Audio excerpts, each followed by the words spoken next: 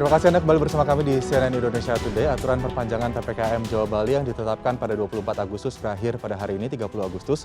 Angka penularan COVID-19 diklaim terus berada di tren penurunan jika dibandingkan pada masa PPKM darurat. DKI Jakarta bahkan mengklaim telah berhasil membentuk herd immunity. Di sisi lain, perpanjangan dan aturan baru PPKM terus menjadi tantangan bagi dunia usaha yang harus beradaptasi terhadap perubahan yang ada. Lalu bagaimana dampak keekonomian dari tren penurunan kasus COVID-19 di masa PPKM dan juga menjawab tantangan dunia usaha dari berbagai sektor.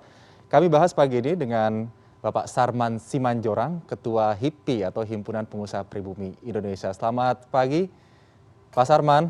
Pagi, Mas Aldi. Oke, salam dan juga sehat dan semangat selalu. salam sehat dan juga semangat selalu. Dan juga saya sapa ada Pak Eko Listianto, Wakil Direktur Indef. Pak Eko, selamat pagi, apa kabar? Selamat pagi, Mas. Oke. Kabar baik. Pagi, Pak Eko.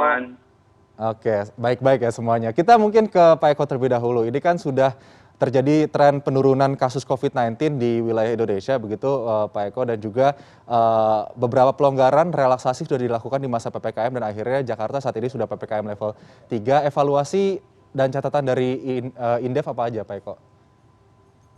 Ya, yang pertama terkait dengan penanganan kasus COVID-19 ya, ternyata dengan PPKM ini relatif ya pergerakan orang bisa kendali sehingga kemudian dari aspek ininya ya kasus kan relatif turun ya. Saya rasa salah satu capaian misalkan tingkat bor itu juga sekarang di level 30-an% itu mungkin berita gembira ya, dan ya memberi optimisme baru bahwa penanganan pandemi ini secara gitu seiring dengan PPKM itu bisa cukup bisa mengendalikan kasus ya.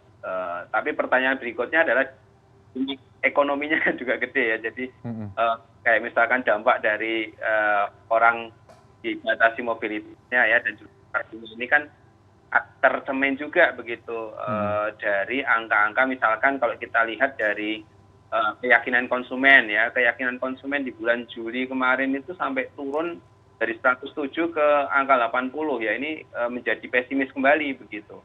Dan juga beberapa indeks ya kalau kita lihat memang sampai bulan Agustus ini belum menggambarkan situasi bahwa optimisme ekonomi itu akan beriringan dengan tadi pelandaian kasus, karena nanti variabel yang harus kita kendalikan berikutnya adalah kembali membuka ekonomi pelan-pelan, tapi kemudian juga memastikan bahwa tidak terjadi lonjakan lagi. Jadi dampak keekonomiannya cukup besar terlihat dari indeks keyakinan konsumen yang belum ada tren ke arah positif begitu, meskipun tren penurunan kasus COVID-19 sudah terjadi di Indonesia. Kayak ke Bang Sarman, ini kan sudah ada beberapa relaksasi seperti mal sudah boleh dibuka, restoran sudah diperbolehkan untuk buka begitu, untuk kemudian mengundang konsumen. Tapi kalau dilihat dari saat ini pengamatan Bang Sarman dari protokol kesehatan yang diterapkan di sana, apakah sudah layak untuk diberikan relaksasi yang lebih longgar di berbagai sektor agar tadi dampak keekonomian yang dirasakan tidak terlalu signifikan lagi di perpanjangan PPKM selanjutnya? Iya, pertama bahwa kita harus memberikan apresiasi kepada pemerintah ya, bahwa aspirasi kami ternyata juga disambut baik, bahwa kita ingin agar PPKM ini, khususnya di Jakarta ya, yang memang sudah terkendali kasusnya itu bisa diturunkan level 3. Nah, tentu memang ketika levelnya diturunkan, kami sangat berharap bahwa pemerintah juga akan membuka kelonggaran-kelonggaran baru. Nah, kita lihat bahwa ketika PPKM level 4, 2 minggu yang lalu diberikan pelonggaran di mana hanya 25% yang bisa masuk mal dengan 100% take away, ternyata sama sekali nggak begitu nendang gitu kan. Tapi seminggu terakhir ini ya ketika sudah katakanlah 50% pengunjung mal udah bisa, kemudian dine-in 25%, ada gairahnya. Sekalipun memang masih belum maksimal ya, masih kita lihatlah mal itu masih belum pulih ya seperti yang kita harapkan. Akan tetapi memang ada psikologi pengusaha itu sudah mulai tumbuh. Nah, tentu memang kita harapkan bahwa seiring juga dengan yang disampaikan oleh Pak Eko tadi, bahwasanya kasus COVID ini sudah mulai bisa dikendalikan. Ya, kami sangat berharap memang ada kelonggaran-kelonggaran baru. Contoh misalnya, mungkin pengunjung mal itu oke lah tetap 50%, tapi mungkin yang dine-in bisa 50%. Nah, itu satu. Yang kedua, kemungkinan juga harapan kami adalah saat ini kan masih work from home 100%. Nah, mungkin bisa dibuka itu, mungkin work from office mungkin apakah 25% gitu kan. Ya, sehingga kita harapkan bahwa dampaknya ini akan ada, akan nanti dampak terhadap pengunjung daripada mall, hotel, restoran, kemudian juga akan berdampak terhadap transportasi. Kemudian paling penting juga adalah masih banyak sektor-sektor yang lain, Mas Aldi, yang sampai saat ini juga belum bisa buka gitu loh. Yang mereka juga sangat menantikan kelonggaran-kelonggaran baru. Contoh misalnya, teman-teman kita UKM-UKM yang berjualan makanan dan minuman di gedung-gedung perkantoran. Itu sampai 1,5 bulan ini juga mereka masih belum buka karena perkantoran masih sepi. Nah, kemudian juga berbagai event organizer, Mas. Ini juga mereka udah hampir 1,5 tahun juga nggak bisa aktif gitu kan, bikin pameran, expo, seminar, belum jadi pengelola gedung-gedung pertemuan misalnya. Jadi memang kita sangat berharap bahwa pemerintah akan memberikan kelonggaran baru. Tapi kami ada catatannya di sini yang disampaikan oleh Pak Eko tadi, bahwa kami dari pengusaha punya tanggung jawab sangat besar. Ketika katakanlah berikan kelonggaran, kami akan melaksanakan berbagai aturan-aturan PPKM yang diberikan oleh pemerintah. Contoh misalnya kewajiban yang sudah divaksin, kita laksanakan. Kemudian yang kedua juga dari sisi protokol kesehatan, kita akan laksanakan gitu loh. Karena kami dari pengusaha tidak ingin juga ketika Jadi selama 1,5 tahun pandemi COVID-19 ini, kami tidak mau itu.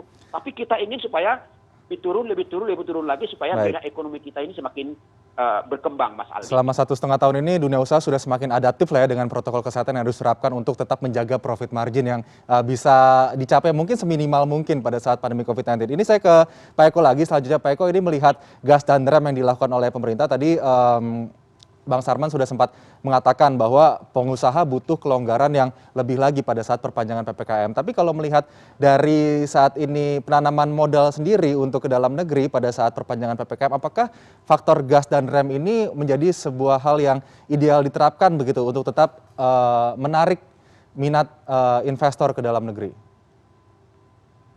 Ya, saya rasa ini ya Mas Aldi ya, bagian dari penting dari upaya pemulihan ekonomi, selain tadi mulai membuka akses ya, tapi tentu saja dengan menjaga protokol kesehatan dan harus benar-benar dilihat bahwa tidak terjadi lonjakan. Yang kedua tentu sajalah potensi investasi kita. Begitu. Kita harapkan walaupun mungkin dari sisi katakanlah kalau jangka pendek masih terbatas, tapi kalau kita melihat jangka menengah sebenarnya potensi kita kan gede begitu. Apalagi nanti seiring vaksinasinya dipercepat, begitu ekonomi membuka, ini kelihatan ya dari Pak Sarman tadi menggambarkan begitu ekonomi dibuka 50% saja sebetulnya pas usaha sudah agak lega sedikit lah kira-kira begitu. Nah nanti dari sisi investasi pun juga saya rasa ini punya potensi besar ya, dan tentu para investor kan tidak harus nunggu sampai semua indikator menghijau baru kemudian invest ya.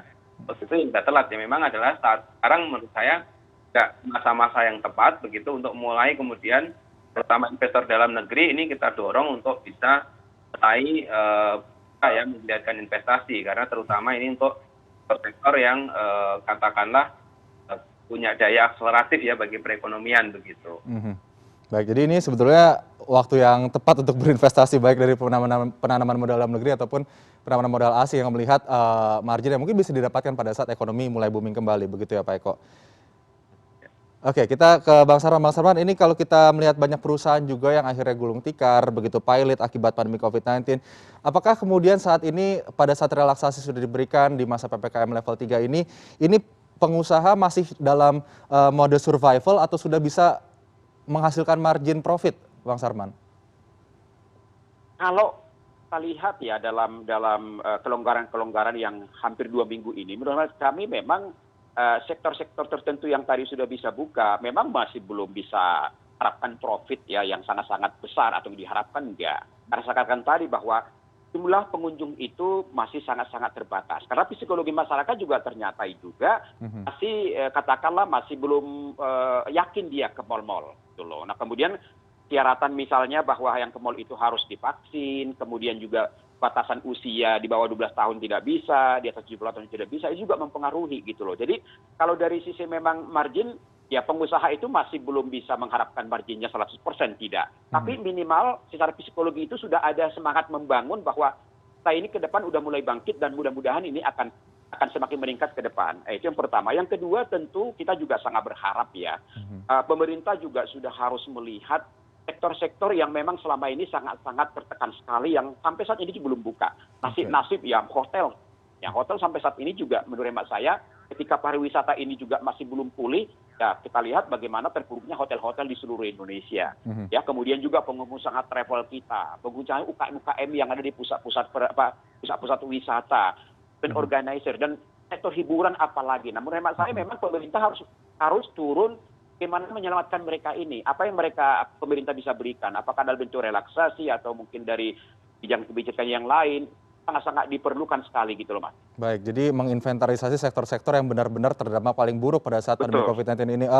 Pak Eko, ini kan ada berbagai fasilitas ya, bantuan sosial, kemudian juga insentif fiskal yang diberikan. Apalagi yang harus menjadi perhatian ke depannya agar nantinya perkembangan dari sektor usaha ini bisa tetap menopang pertumbuhan ekonomi, mengejar target pertumbuhan ekonomi kita di 3,7 sampai 4% di akhir 2021 ini, Pak Eko.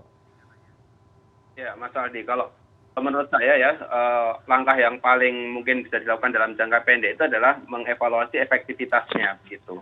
Jadi pastikan dia nyampe tepat waktu, tepat jumlah begitu, supaya nanti benar-benar bisa menggulirkan atau menggerakkan daya beli di level bawah begitu. Nah nanti impact-nya kan akan multiplier efeknya juga kepada permintaan dari para pengusaha yang diharapkan tadi ya, gitu kan. Jadi menilai dari sisi memonitoring dan juga mengevaluasi sisi kecepatan dan ketepatan itu akan sangat membantu begitu. Karena kalau apalagi misalnya minta tambahan anggaran kan lebih susah lagi kan. Tapi lihatlah optimalisasi atau efektivitas dari kebijakan ini begitu. Nah yang kedua ya aspek ya tadi ya yang disarankan pengusaha yaitu adalah masih banyak ya sektor-sektor kita yang kan ya cukup dalam begitu, terus kemudian saat ini juga belum dapat katakanlah relaksasi untuk dibuka kembali minimal itu ya, itu yang mungkin harus dipikirkan. Kalau misalkan oh ini kira-kira resikonya sebenarnya kecil ya, tapi kemudian belum dibuka, nah ini mungkin mulai dipertimbangkan ya, misalkan objek wisata yang outdoor yang semacam itu kan sebetulnya punya peluang untuk mulai dibuka karena tidak hanya kepada objek wisata itu tersebut, tetapi juga kepada UMKM sekitarnya, pengusaha-pengusaha kecil sekitarnya tadi kan yang punya dampak besar ya untuk bisa juga mendorong daya beli. Nah yang ketiga, perkantoran kan yang sekarang mungkin masuk ya esensial dan kritikal itu ya.